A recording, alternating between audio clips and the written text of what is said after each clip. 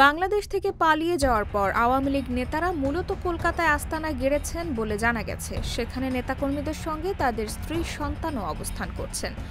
কোনো নেতা তাদের ব্যক্তিগত কর্মকর্তা, বাড়ির কাজের লোকও সঙ্গে নিয়ে গেছেন।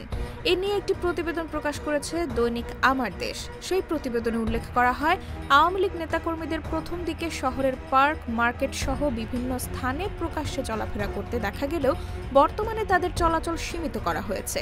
সংশ্লিষ্ট কূটনৈতিক সূত্রগুলো জানিয়েছে, এসব নেতার ছবি সামাজিক যোগাযোগ মাধ্যমে ভাইরাল হওয়ার পর তাদের উপর কড়াকড়ি আরোপ করা হয়েছে।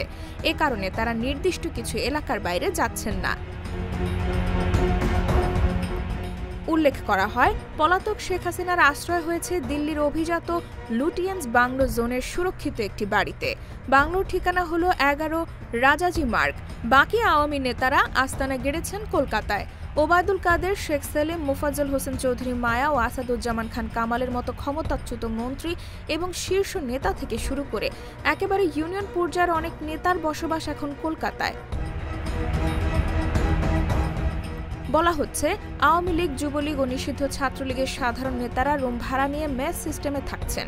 ভারতীয় ডেটাবেজের তথ্য অনুযায়ী আওয়ামী লীগের সাধারণ সম্পাদক ও সাবেক সেতুমন্ত্রী ওবায়দুল কাদের তার স্ত্রী ইশরাতুন্নেসা কাদেরকে নিয়ে PS1-10 থাকদারি, নিউটাউন, কলকাতা এই ঠিকানায় অবস্থান করছেন। প্রতিবেদনটিতে তার পাসপোর্ট এবং মোবাইল নম্বরও তুলে ধরা হয়।